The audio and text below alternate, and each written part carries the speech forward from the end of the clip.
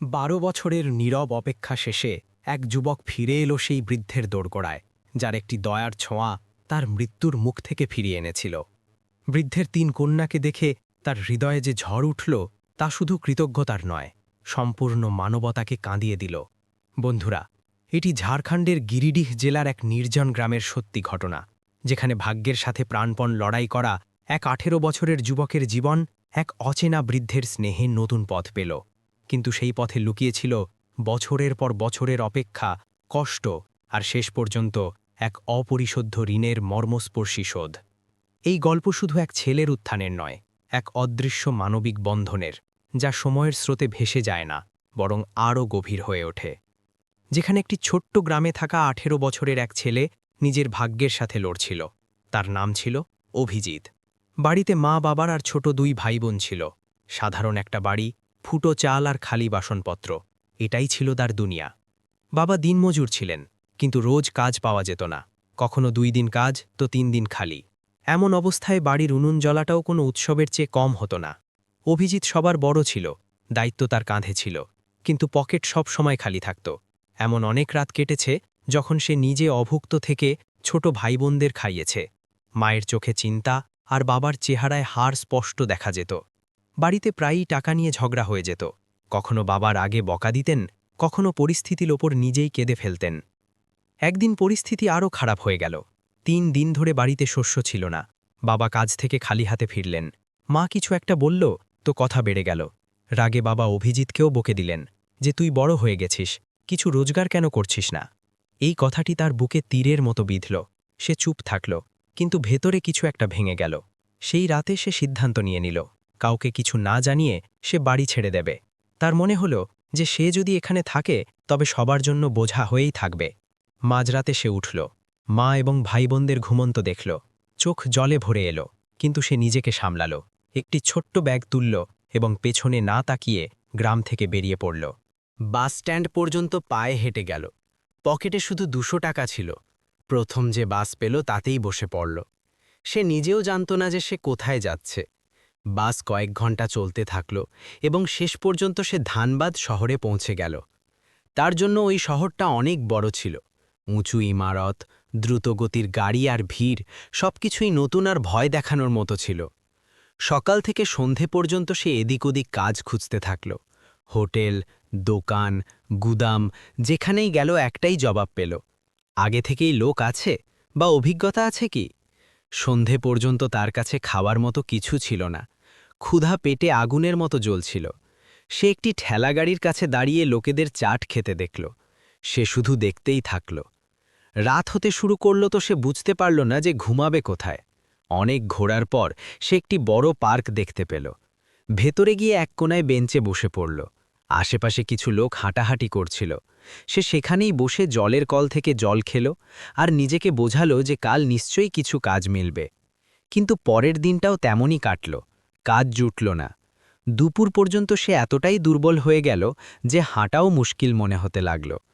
পার্কের এক কোনায় কিছু লোক পায়রাদের দানা দিচ্ছিল। যখন সবাই চলে গেল তখন অভিজিৎ চুপচাপ সেখানে গেল এবং মাটিতে পড়ে থাকা কিছু দানা তুলে মুখে পুরে নিল। তার লজ্জা করছিল, কিন্তু ক্ষুধা তার চেয়েও বড় ছিল। তৃতীয় দিন তার অবস্থা আরও খারাপ হয়ে গেল। রাতে মশারা ঘুমোতে দিল না। শরীর ভাঙছিল। সকালে উঠতেই তার মাথা ঘোরাতে লাগল। সে পার্কের বেঞ্চে শুয়ে পড়ল। লোক যাতায়াতের সময় তাকে দেখত, কিন্তু কেউ কাছে এলো না। কিছু লোক নিজেদের মধ্যে বলছিল, আজকালকার ছেলেরা নেশা করে পড়ে থাকে। তার জ্বর এসে গিয়েছিল, চোখ বন্ধ ছিল, ঠোঁট শুকিয়ে গিয়েছিল।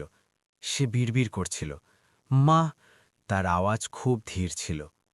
তখনই প্রায় ৬৫ বছরের একজন বৃদ্ধ লোক সেখানে এসে বসল। তার নাম ছিল হরিপ্রসাদ। সে রোজ সকালে হাঁটতে আসত। আজ তার নজর অভিজিতের উপর পড়ল। হরিপ্রসাদ কাছে গিয়ে তার কপাল ছুঁলেন। গা পুড়ে যাচ্ছিল। তিনি তাকে নাড়া দিলেন এবং জিজ্ঞেস করলেন, বাবা, কে তুমি? এখানে কেন পড়ে আছো? অভিজিৎ দুর্বল গলায় বলল, কেউ না, এখানেই থাকি। আর তারপর সে অজ্ঞান হয়ে গেল। হরিপ্রসাদ ঘাবড়ে গেলেন। তিনি আশেপাশের লোকেদের কাছে সাহায্য চাইলেন, কিন্তু কেউ এগিয়ে এলো না। অবশেষে তিনি একটি অটো থামালেন আর অভিজিৎকে কোনো মতে তাতে বসিয়ে সরকারি হাসপাতালে নিয়ে গেলেন। ডাক্তার পরীক্ষার পর বললেন যে প্রবল জ্বর আর দুর্বলতার কারণে অবস্থা খারাপ হয়ে গেছে, কিছুদিন দেখভালের দরকার আছে। হাসপাতালে ওষুধ দিয়ে তাকে ভর্তি করে নেওয়া হলো। হরিপ্রসাদ সেখানেই বসে থাকলেন। 2 দিন ধরে তিনি তার সঙ্গ ছাড়লেন না। যখন অভিজিতের জ্ঞান ফিরল, তখন সে নিজেকে হাসপাতালের বিছানায় পেল। সামনে সেই বৃদ্ধ দাঁড়িয়েছিলেন। তার চোখে চিন্তা ছিল। বাবা, তোমার বাড়ি কোথায়? তিনি জিজ্ঞেস করলেন। অভিজিৎ কিছুক্ষণ চুপ থাকল। তারপর বলল, এখন আর কোথাও নেই। তার চোখে ব্যথা স্পষ্ট দেখা যাচ্ছিল। হরিপ্রসাদ আর বেশি প্রশ্ন করলেন না। রিলিজ হওয়ার পর তিনি তাকে নিজের ছোট্ট ঘরে নিয়ে গেলেন। সেটা একটা ভাড়ার ঘর ছিল, যেখানে একটা খাট, একটা উনুন আর কিছু বাসনপত্র ছিল। তিনি তাকে পরিষ্কার জামা কাপড় দিলেন, রান্না করলেন আর ওষুধ খাওয়ালেন। অভিজিৎ বুঝতে পারছিল না যে একজন অচেনা মানুষ তার জন্য এত কিছু কেন করছে, কিন্তু সেই সময় তার কাছে ভাবার শক্তিটুকুও ছিল না। অনেক দিন পর সে পেট ভরে খাবার খেল এবং শান্তিতে ঘুমালো। সে জানত না যে এই সাক্ষাৎ তার জীবন বদলে দেবে। সে জানত না যে যেই মানুষটি তাকে মৃত্যুর মুখ থেকে বের করে এনেছে, সেই মানুষটিই ভবিষ্যতে তার জীবনের দিশা ঠিক করবে। সে শুধু এতটুকুই জানত যে এখন সে একা নয়, এবং সেই রাতেই তার জীবন এমন মোড় নিল যার সে কখনো কল্পনাও করেনি। পরের দিন সকালে যখন অভিজিতের চোখ খুলল, তখন সে নিজেকে আগের চেয়ে হালকা অনুভব করল। জ্বর কিছুটা কম ছিল। হরিপ্রসাদ উনুনে খিচুড়ি বানাচ্ছিলেন। তিনি হেসে বললেন, উঠে পড়েছ? আগে এটা খেয়ে নাও, তারপর ওষুধ খেয়ে নিও। তার গলায় আপনত্ব ছিল, কিন্তু কোনো লোক দেখানো ব্যাপার ছিল না। অভিজিৎ চুপচাপ বসে পড়ল। অনেক দিন পর তার এমন মনে হল যেন কোনো আপনজন সামনে বসে আছে। সে ধীরে ধীরে খিচুড়ি খেল। প্রতি গ্রাসের সাথে তার চোখ ভিজে আসছিল। হরিপ্রসাদ কিছুই জিজ্ঞেস করলেন না, শুধু এতটুকু বললেন, যখন ঠিক হয়ে যাবে তখন বলো যে সামনে কি করতে চাও। পরের 3 দিন সে ঘরেই বিশ্রাম করতে থাকল। হরিপ্রসাদ সকালে নিজের ঠেলা নিয়ে বেরিয়ে যেতেন আর রাতে ফিরতেন। তিনি ভেল আর চাটের ছোট্ট একটা ঠেলা লাগাতেন। বয়স বেশি ছিল, তাই বেশি দূরে যেতেন না। সন্ধ্যায় ফিরে অভিজিতের জন্য কিছু ফল বা দুধ নিয়ে আসতেন। চতুর্থ দিন অভিজিৎ নিজে থেকে বলল, বাবা, আমি এখন ঠিক আছি, আমিও আপনার সাথে যাব। হরিপ্রসাদ তাকে মনোযোগ দিয়ে দেখলেন। কাজটা সহজ নয় বাবা, দাঁড়িয়ে থাকতে হয়। অভিজিৎ বলল, আমি দাঁড়িয়ে থাকব, আর খালি বসে থাকব না। সেই দিন থেকে অভিজিৎ তার সাথে ঠেলায় যেতে শুরু করল। শুরুতে সে শুধু জল ভরত, প্লেট ধুত আর খদ্দেরদের জিনিসপত্র এগিয়ে দিত। হরিপ্রসাদ তাকে শেখাতেন যে কাজ কখনো ছোট হয় না, সততার সাথে করলে সম্মান এমনিতেই পাওয়া যায়। ধীরে ধীরে অভিজিৎ মশলা মেশাতে, ভেল তৈরি করতে আর হিসাব রাখতে শিখে নিল। লোকেরা তার ব্যবহারে খুশি থাকত। সে হাসি মুখে কথা বলত, তাড়াতাড়ি কাজ করত। কয়েক সপ্তাহের মধ্যেই ঠেলার রোজগার বাড়তে লাগল।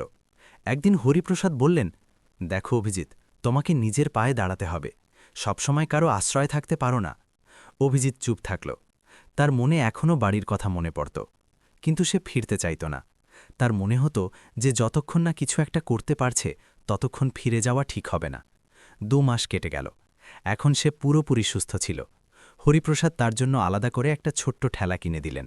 বললেন, কাছেই লাগাবে, আমি দেখতে থাকব। অভিজিতের চোখ জলজল করে উঠল। প্রথমবার তার মনে হল যে সে সত্যিই কিছু একটা করতে পারবে। সে পুরো পরিশ্রমে কাজ শুরু করল। সকাল থেকে রাত অবধি দাঁড়িয়ে থাকত। রোজগার হয়তো বেশি ছিল না, কিন্তু সন্তুষ্টি ছিল। মাসের শেষ পর্যন্ত সে নিজের খরচ সামলিয়ে কিছুটা টাকা বাঁচিয়েও নিল। যখন সে প্রথমবার 5,000 টাকা জমালো, তখন নোটগুলোর দিকে অনেকক্ষণ ধরে তাকিয়ে থাকল। হরিপ্রসাদ জিজ্ঞেস করলেন, কি দেখছ? অভিজিৎ বলল, প্রথমবার নিজের রোজগার। বাবা হাসলেন, এটাই শুরু। সময় কাটতে থাকল, দুজনের সম্পর্ক গভীর হতে লাগল। অভিজিৎ এখন তাকে বাবা বলে ডাকত। হরিপ্রসাদও তাকে ছেলের মতো মানতে শুরু করেছিলেন। অনেকবার রাতে দুজনে বসে জীবনের বিষয়ে কথা বলত। বাবা বলতেন, জীবনে যে সাথ দেয় তাকে কখনো ভুলো না। 4 মাস পর অভিজিৎ 10,000 টাকা জমিয়ে ফেলল। সে খুশি ছিল, কিন্তু বাবার চেহারায় হালকা চিন্তা থাকত। এক রাতে তিনি বললেন, বাবা, বাড়ির লোকদের খবর দিয়ে দাও, মা বাবা অপেক্ষা করে থাকবেন। অভিজিৎ মাথা নামিয়ে নিল। এখন নয় বাবা, যখন বড় কিছু করে ফেলব তখন যাব। বাবা জোর করলেন না, শুধু বললেন, ঠিক আছে, কিন্তু একদিন অবশ্যই যেও। কিছুদিন পর বাবা বললেন, আমি আমার গ্রামে যাব, অনেক দিন হয়ে গেছে। অভিজিৎ ঘাবড়ে গেল। কতদিনের জন্য? শুধু 1 সপ্তাহ, ফিরে আসব। যাওয়ার আগে বাবা তাকে বোঝালেন, ঠেলা রোজ লাগাবে, হিসেব ঠিক রাখবে, বাইরের জিনিস খাবে না, নিজের খেয়াল রাখবে। অভিজিৎ মাথা নাড়ল। সে ভেতর থেকে অস্থির ছিল, কিন্তু বিশ্বাস ছিল যে বাবা ফিরে আসবেন। যেই দিন বাবা গেলেন, অভিজিৎ অনেকক্ষণ ধরে তাকে যেতে দেখছিল। তার মনে হলো যেন তার জীবনের আশ্রয় কিছুদিনের জন্য দূরে চলে যাচ্ছে, কিন্তু সে নিজেকে সামলালো আর রোজকার মতো ঠেলা লাগাতে শুরু করল। 1 সপ্তাহ কাটল, তারপর দ্বিতীয় তৃতীয় সপ্তাহ পার হয়ে গেল। বাবা ফিরলেন না। প্রথমে সে ভাবল হয়তো গ্রামে কাজ আটকে গেছে। 1 মাস কেটে গেল। অভিজিৎ প্রতিদিন সেই জায়গায় দাঁড়িয়ে পথ চেয়ে থাকত। প্রতিটি যাতায়াত করা বাসকে খুব মনোযোগ দিয়ে দেখত, যেন সেটা থেকে বাবা নামবেন। 2 মাস হয়ে গেল। এখন তার মনে ভয় বসতে শুরু করল। সে আশেপাশে খোঁজ খবর নিল, কিন্তু কারোর কিছুই জানা ছিল না। সে রোজ রাতে ঘরে ফিরে খালি খাটটার দিকে তাকিয়ে থাকত এবং চুপচাপ বসে থাকত। 3 মাস পরেও যখন কোনো খবর এলো না, তখন তার ভেতর অস্থিরতা বেড়ে গেল। কিন্তু সে ঠেলা লাগানো ছাড়ল না। তার মনে হতো যে সে যদি এখানে না থাকে, তবে বাবা ফিরে এসে তাকে কোথায় খুঁজবেন। সময় গড়িয়ে চলল। অপেক্ষা তার অভ্যাসে পরিণত হয়ে গেল। প্রতিদিন সন্ধ্যায় সূর্য ডোবার সময় তার নজর সেই রাস্তার দিকে আটকে যেত যেদিক থেকে বাবাকে যেতে দেখা গিয়েছিল। আর এই অপেক্ষার মাঝেই অভিজিতের জীবন ধীরে ধীরে এক নতুন সংগ্রামের দিকে এগোতে লাগল। যাক বন্ধুরা, বাবা যাওয়ার 6 মাস হয়ে গিয়েছিল। এখন অভিজিৎ ১৯ বছরের হয়ে গিয়েছিল। চেহারায় হালকা দাঁড়িয়ে আসতে শুরু করেছিল এবং চোখে আগের সেই ঘাবড়ে যাওয়ার জায়গাতে এখন স্থিরতা ছিল, কিন্তু বুকে এক শূন্যতা ছিল। প্রতিদিন ঠেলা লাগাতো, কাজ করত, টাকা জমাতো, কিন্তু সন্ধ্যা হতেই সেই একই অপেক্ষা শুরু হয়ে যেত। 1 বছর পূর্ণ হয়ে গেল, বাবা ফিরলেন না। অভিজিৎ ঠিক করল যে সে হার মানবে না। সে ঠেলার রোজগার দিয়ে ভাড়া দিল, মালপত্র কিনল এবং কাজকে আরও ভালো করল। সে খদ্দেরদের সাথে কথাবার্তা বাড়ালো, পরিষ্কার পরিচ্ছন্নতার দিকে নজর রাখল। ধীরে ধীরে তার রোজগার বাড়তে লাগল। 1 বছরে সে 1,00,000 টাকা জমিয়ে ফেলল। কিন্তু টাকা আনন্দ দিচ্ছিল না। তার মনে একটাই প্রশ্ন ছিল, বাবা কোথায় গেলেন? একদিন সে সিদ্ধান্ত নিল যে সে নিজের গ্রামে যাবে। 20 মাস পর সে প্রথমবার বাড়ি ফিরল। গ্রামে তাকে দেখেই লোকেরা চমকে গেল। মা তাকে দেখে কেঁদে ফেলল। বাবার চোখও জলে ভরে এলো। ছোট ভাই বোনেরা তাকে জড়িয়ে ধরল। বাড়িতে বসে যখন সে সব বলল, তখন তার মা বলল, এক বৃদ্ধ লোক এসেছিলেন কয়েক মাস আগে। বললেন তুমি তার সাথেই থাকো, টাকাও দিয়েছিলেন, খুব ভালো মানুষ ছিলেন। অভিজিতের বুক ধক করে উঠল। কোথাকার লোক ছিলেন? উত্তরপ্রদেশের কোনো গ্রামের নাম বলেছিল, হয়তো দেবগ্রাম। এই শুনে অভিজিৎ চুপ হয়ে গেল। সে বুঝতে পারল যে বাবা নিজের গ্রামে গিয়েছিলেন এবং তার বাড়িতেও পৌঁছেছিলেন, কিন্তু তারপর ফিরে কেন এলেন না? 15 দিন গ্রামে থেকে সে আবার শহরে ফিরে এলো। এখন তার ভেতর এক নতুন অস্থিরতা ছিল। সে ঠিক করল যে অপেক্ষার সাথে সাথে সে সামনেও এগোবে। 2004 থেকে 2008 পর্যন্ত সে এক নাগারে ঠেলা চালালো। সে কাজে কোনো ঢিলেমি দিল না। প্রতিটা খদ্দেরকে হাসি মুখে সেবা দিল। ধীরে ধীরে তার একটা পরিচিতি তৈরি হয়ে গেল। কিছু ঠিকাদার রোজ তার ওখানে খেতে আসতে লাগল। তাদেরই মধ্যে একজন একদিন জিজ্ঞেস করল, কাজ করবে রঙের? রোজগার ভালো টাকা মিলবে। অভিজিৎ না ভেবেই হ্যাঁ বলে দিল। দিনে রঙের কাজ, সন্ধ্যায় ঠেলা। সে নিজেকে পুরোপুরি কাজের মধ্যে সঁপে দিল। হাতে ফোসকা পড়ত, শরীর ভেঙে যেত, কিন্তু সে থামত না। 2 বছরে সে রঙের কাজ পুরোপুরি শিখে নিল। এখন সে ছোট ছোট চুক্তি নিতে শুরু করল। ধীরে ধীরে সে ঠেলা বন্ধ করে দিল এবং পুরোপুরি রঙের কাজে লেগে পড়ল। পরিশ্রম, সময়ের পাবন্দি এবং সততা তাকে এগিয়ে নিয়ে গেল। 2015 আস্তে আস্তে তার কাছে নিজের গাড়ি ছিল, ভাড়ার বড় ঘর ছিল এবং মাসে ভালো রোজগার ছিল। সে নিজের বাবা আর ভাইকেও শহরে ডেকে নিল। সবাই মিলে কাজ করতে শুরু করল। কিন্তু একটা জিনিস বদলাল না। প্রতি 2-3 মাস অন্তর সে সেই পুরনো জায়গাটায় অবশ্যই যেত, যেখানে কখনো সে ঠেলা লাগাত। সে কিছুক্ষণ দাঁড়িয়ে থাকত, যেন অতীতকে ডাকছিল। 2018 সালে একদিন সে পুরনো বাক্সটা খুলল, যার মধ্যে বাবার কিছু জিনিস রাখা ছিল। তাতে 2টো পুরনো ডায়েরি ছিল। সে একটা একটা করে পাতা উল্টাতে শুরু করল। হিসাব নিকাশের মাঝে একটা পাতায় একটা ঠিকানা লেখা ছিল, গ্রাম গোপালপুর, জেলা বারাবাঙ্কি, উত্তরপ্রদেশ। তার বুক জোর জোরে ধড়ফড় করতে লাগল। এত বছরে প্রথমবার সে একটা সরাসরি সূত্র পেয়েছিল। এখন তার কাছে সব কিছু ছিল, টাকা, মাধ্যম আর সাহস। সে সেই মুহূর্তেই ঠিক করে নিল যে সে যাবে, যাই হয়ে যাক, সে বাবাকে না খুঁজে শান্ত হয়ে বসবে না। পরের দিনই সে কাজ ভাইয়ের হাতে সঁপে দিল, গাড়ি বের করল আর লম্বা যাত্রায় বেরিয়ে পড়ল। সারা রাস্তা তার মনে স্মৃতিরা ঘুরপাক খেতে থাকল। পার্কের বেঞ্চ, হাসপাতালের বিছানা, বাবার গলা আর তার হাসি মুখ। 2 দিন পর সে গোপালপুর গ্রামে পৌঁছাল। ধুলো ভরা রাস্তা, ছোট ছোট বাড়ি আর শান্ত পরিবেশ। সে লোকেদের কাছে জিজ্ঞেস করে ওই বাড়িটি খুঁজে পেল। বাড়ির বাইরে একটা পুরনো চারপাইতে একজন বৃদ্ধ বসেছিল। চেহারা দুর্বল, শরীর রোগা, কিন্তু চোখ দুটো সেই একই ছিল। অভিজিতের শ্বাস আটকে গেল। গাড়ির ভেতরে বসে বসেই তার চোখ থেকে জল বইতে শুরু করল। সে বুঝে গিয়েছিল, বছরের পর বছর ধরে চলা অপেক্ষা এবার শেষ হতে চলেছে। অভিজিৎ গাড়ি থেকে নামার সাহস জোগাতে পারছিল না। সামনে চারপাইতে বসে থাকা বৃদ্ধকে সে দূর থেকেই চিনে গিয়েছিল। সময় তার শরীরকে ঝুঁকিয়ে দিয়েছিল, চুল পুরোপুরি সাদা হয়ে গিয়েছিল, কিন্তু চেহারা সেই একই ছিল, সারল্য আর আপনত্বে ভরা। কিছু মুহূর্ত পর সে দরজা খুলল। পাগুলো ভারী ছিল। যেমন যেমন সে কাছে পৌঁছাল, তার শ্বাস দ্রুত হতে থাকল। বৃদ্ধ লোকটি মাথা তুলে তাকে দেখলেন। হয়তো তিনি বুঝতে পারলেন না যে এ কে। অভিজিৎ তার সামনে পৌঁছতেই হাঁটুর জোরে বসে পড়ল।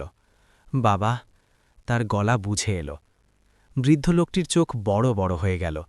কয়েক সেকেন্ড তিনি তাকে মনোযোগ দিয়ে দেখতে থাকলেন। তারপর হঠাৎ বললেন, অভিজিৎ। ব্যাস, এতটুকুই শোনার ছিল। অভিজিৎ তার পা জড়িয়ে ধরল আর ডুকরে ডুকরে কাঁদতে লাগল।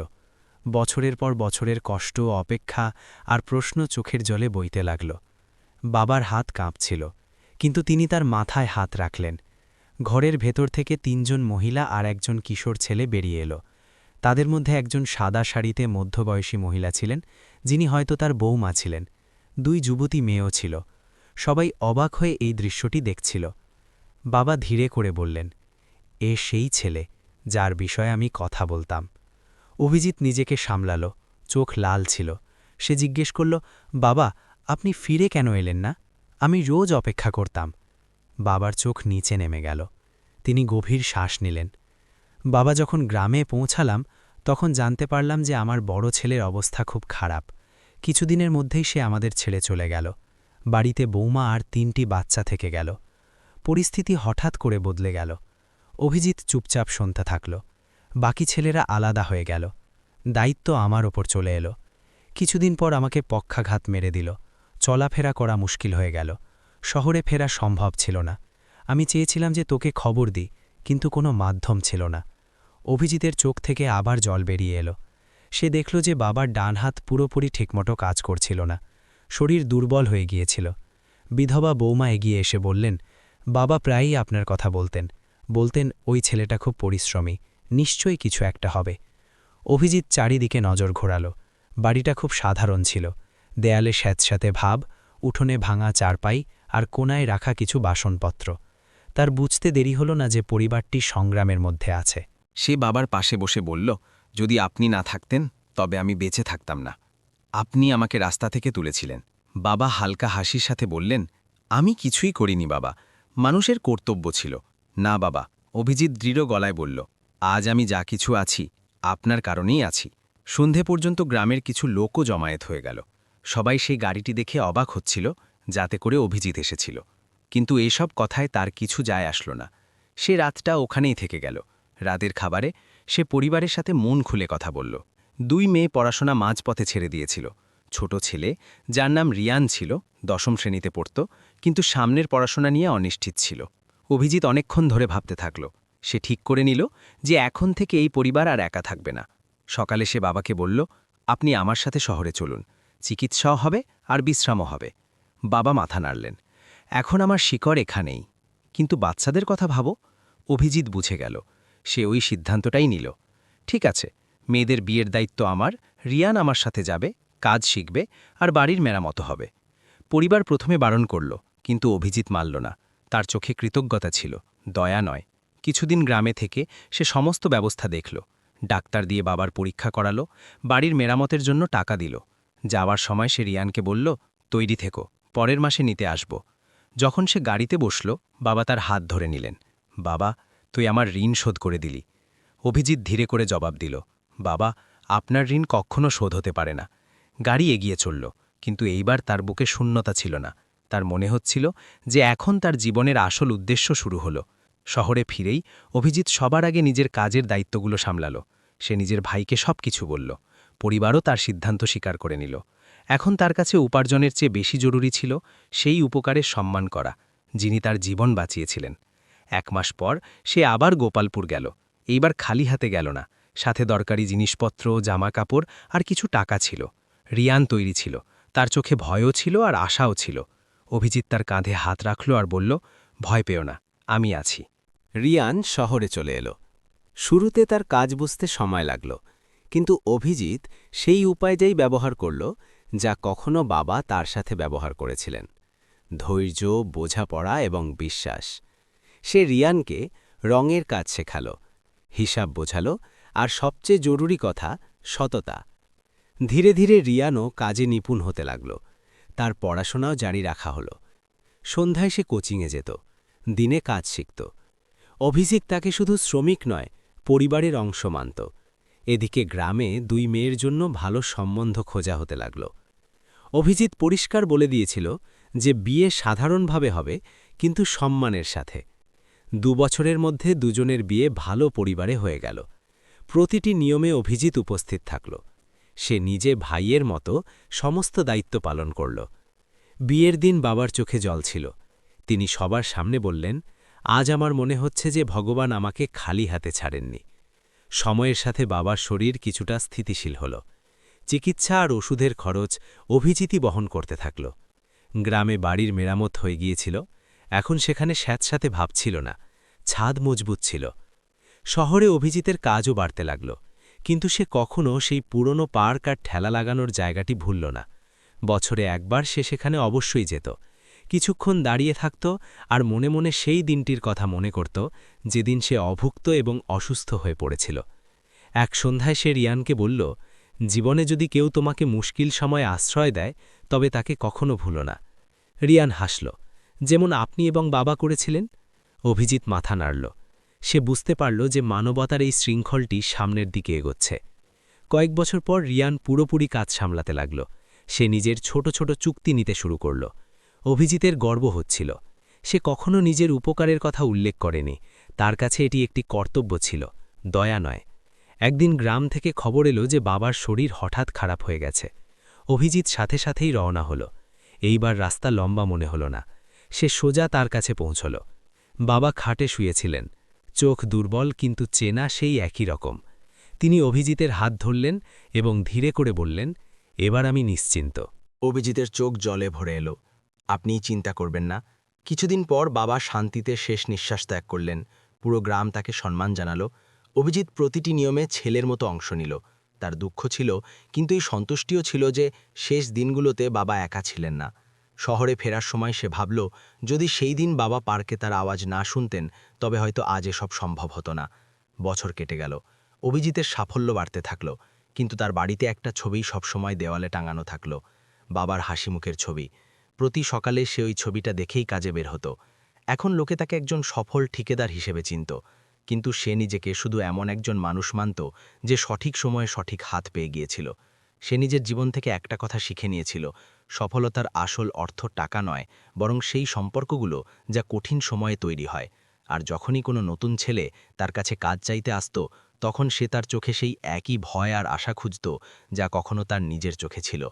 বন্ধুরা, এই গল্পের শিক্ষা এটাই যে মানুষের আসল পরিচয় তার টাকা দিয়ে নয়, তার মন দিয়ে হয়। খারাপ সময় যে সাথ দেয় সেই হলো সত্যিকারের আপন। সফল হওয়ার পর আমাদের সেই হাতটাকে কখনো ভোলা উচিত নয় যা আমাদের সামলে ছিল। কৃতজ্ঞতাই হলো মানবতার আসল ভিত্তি। কিন্তু এবার আপনি নিজেকে একটি প্রশ্ন জিজ্ঞেস করুন, যদি আপনার জীবনে কখনো কেউ কঠিন সময়ে আপনার সাথ দিয়ে থাকে, তবে কি আপনি আজ পর্যন্ত তাকে ধন্যবাদ জানিয়েছেন? কি আপনি কখনো পেছনে ফিরে দেখেছেন যে আপনার সফলতায় কার অবদান আছে? আর যদি আজ কেউ আপনার সাহায্যের জন্য অপেক্ষা করে থাকে, তবে কি আপনি তার জন্য সেই মানুষটি হতে পারবেন যে কখনো আপনার জন্য কেউ হয়েছিল? কমেন্টে আপনাদের মতামত অবশ্যই লিখুন। আর যদি গল্পটি আপনাদের মন ছুঁয়ে যায় তবে এটি অবশ্যই শেয়ার করুন, যাতে আরও মানুষ মানবতার এই উদাহরণ থেকে প্রেরণা নিতে পারে। ভিডিওটি লাইক করুন, চ্যানেলকে সাবস্ক্রাইব করুন এবং কমেন্টে অবশ্যই জানান যে এই গল্প থেকে আপনি কি শিখলেন। আবার দেখা হবে এক নতুন সত্যি এবং মন ছুঁয়ে যাওয়া গল্পের সাথে।